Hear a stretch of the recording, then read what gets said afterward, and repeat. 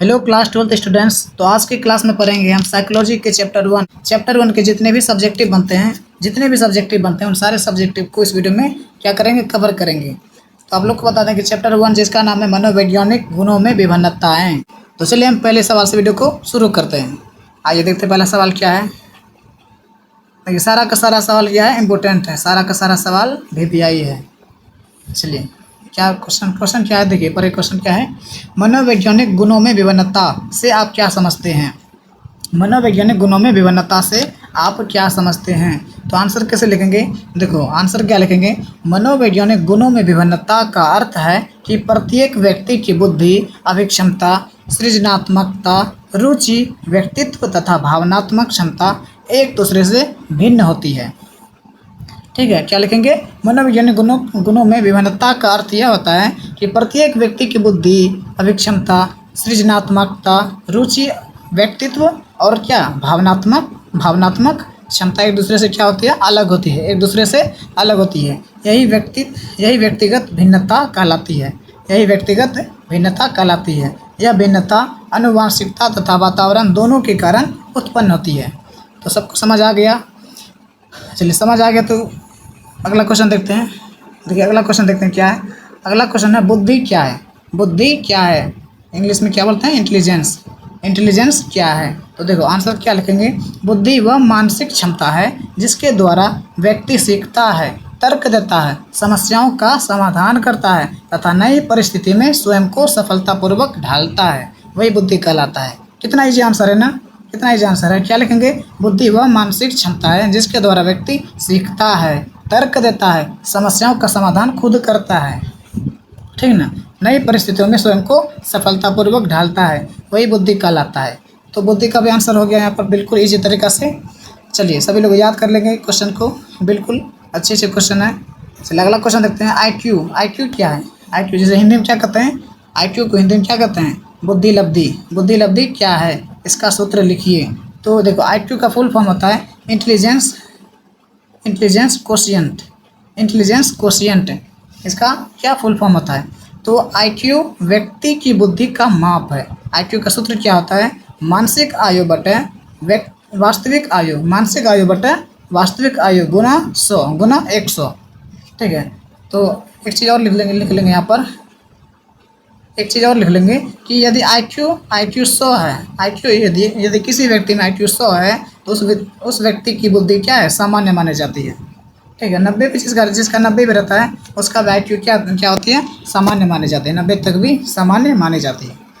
चलिए अगला क्वेश्चन देखते हैं।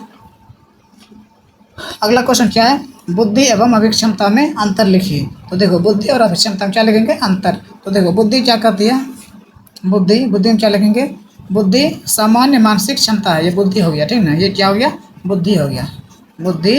बुद्धि सामान्य मानसिक क्षमता है, जबकि अभिक्षमता किसी विशेष कार्य को सीखने की क्षमता करता है, यह अभिक्षमता हो गया। ये क्या हो गया, अभिक्षमता। फिर बुद्धि में क्या लिखेंगे, सभी कार्यों में सहायक होती है। और अभिक्षमता में क्या लिखेंगे, विशेष क्षेत्र में सफलता का संकेत देती है। ठीक है, एक और है, बुद्धि में क्या लिखेंगे, बुद्धि में लिखेंगे जन्मजात तथा अर्जित दोनों होती है। और अभिक्षमता में क्या लिखेंगे, भविष्य की योग्यता का संकेत देती है। देखो इसको आंसर कैसे लिखेंगे, एक तरफ लिख देंगे बुद्धि, देखो हाथ से लिख रहे हैं तो थोड़ा मतलब लिखावट गड़बड़ हो सकता है। एक तरफ बुद्धि और एक तरफ क्या लिखेंगे, अभिक्षमता। ठीक है, नहीं आता इधर, इतना समझ लो। तो बुद्धि में लिख देंगे जन्मजात तथा अर्जित दोनों होती है। यही अभिक्षमता में क्या लिख देंगे, भविष्य की योग्यता का संकेत देती है। तो उम्मीद है कि सबको समझ आ गया होगा। चलिए अगला क्वेश्चन देखते हैं। सृजनात्मकता क्या है, क्रिएटिविटी क्या है। तो देखो आंसर लिखेंगे, सृजनात्मकता वह क्षमता है जिसके द्वारा व्यक्ति नए, मौलिक तथा उपयोगी विचार उत्पन्न करता है। देखो क्या लिखेंगे, सृजनात्मकता वह क्षमता है जिसके द्वारा व्यक्ति नए, मौलिक तथा उपयोगी विचार क्या करता है, उत्पन्न करता है। सृजनात्मकता व्यक्ति समस्याओं का नए तरीके से समाधान खोजता है। ठीक है, वही सृजनात्मकता कहलाता है, वही क्रिएटिविटी कहलाता है। चलिए अगला क्वेश्चन देखते हैं। अगला क्वेश्चन क्या है, भावनात्मक बुद्धि। ठीक है, इमोशनल इंटेलिजेंस क्या है। इमोशनल इंटेलिजेंस क्या है? बहुत अच्छा क्वेश्चन है। देखिए आंसर क्या लिखेंगे, भावनात्मकता क्या है, ये है ना, क्या है भावनात्मक क्या है? तो देखो आंसर लिखेंगे, भावनात्मक बुद्धि वह क्षमता है जिसके द्वारा व्यक्ति अपनी तथा दूसरों की भावनाओं को पहचानता, समझता, नियंत्रित करता तथा उचित ढंग से व्यक्त करता है। कितना इजी क्वेश्चन है, समझने में कहीं कोई प्रॉब्लम नहीं होगा, ठीक ना। अगर कहीं प्रॉब्लम होगा तो कमेंट में बोल देना कि हाँ ये क्वेश्चन में प्रॉब्लम है, हम उसको अगली क्लास में कवर करेंगे, ठीक ना। तो देखो क्या लिखेंगे, भावनात्मक बुद्धि। तो भावनात्मक बुद्धि वह क्षमता है जिसके द्वारा व्यक्ति अपनी तथा दूसरों की भावना को पहचानता है, समझता है, नियंत्रित करता है तथा उचित ढंग से क्या करता है, व्यक्त करता है। ठीक है, सबको समझ आ गया होगा।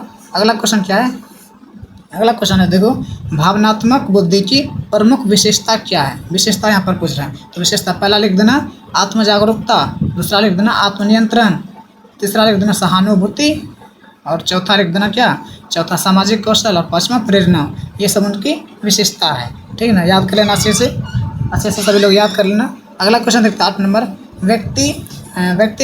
व्यक्तिगत विभिन्नता के प्रमुख कारण क्या है? व्यक्तिगत विभिन्नता के प्रमुख कारण लिखिए। तो कौन कौन से कारण लिखेंगे, पहला लिख देना आनुवंशिकता, दूसरा वातावरण, तीसरा शिक्षा, और चौथा परिवार, और पांचवा सामाजिक एवं सांस्कृतिक प्रभाव। ये सब उनके कारण हैं, याद कर लेना अच्छे से। चलिए अगला क्वेश्चन देखते हैं क्या है। अगला क्वेश्चन है, बुद्धि परीक्षण का महत्व लिखिए। बुद्धि परीक्षण का महत्व लिखिए। तो बुद्धि परीक्षण का महत्व क्या होगा, बुद्धि का मापन होता है, प्रतिभाशाली एवं मंद बुद्धि बच्चों की पहचान होती है। चलिए और क्या है, शैक्षिक एवं व्यावसायिक मार्गदर्शन में सहायता मिलती है, और उचित शिक्षण योजना बनाने में मदद मिलती है। ठीक है, चलिए अगला क्वेश्चन देखते हैं 10 नंबर का। 10 नंबर क्वेश्चन है, बहुबुद्धि सिद्धांत क्या है? बहुबुद्धि सिद्धांत क्या है, यानी कि मल्टीपल इंटेलिजेंस थ्योरी क्या है? तो देखो मल्टीपल इंटेलिजेंस थ्योरी क्या है, तो आंसर लिखेंगे हार्वर्ड गार्डनर के अनुसार बुद्धि केवल एक प्रकार की नहीं होती बल्कि अनेक प्रकार की होती है। बुद्धि केवल एक प्रकार की नहीं होती बल्कि अनेक प्रकार की होती है, जैसे भाषाई, तार्किक, गणितीय, संगीतीय, शारीरिक, सामाजिक, आत्मपरक तथा प्राकृतिक बुद्धि। ठीक है, प्रत्येक व्यक्ति में इनका स्तर अलग अलग होता है। प्रत्येक व्यक्ति में क्या होता है, इनका लेवल अलग अलग होता है। चलिए आज का वीडियो पार्ट वन बना कर रखते हैं, ठीक ना।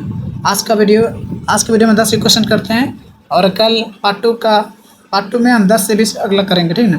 पार्ट 2 में क्या करेंगे, 10 और क्वेश्चन करेंगे।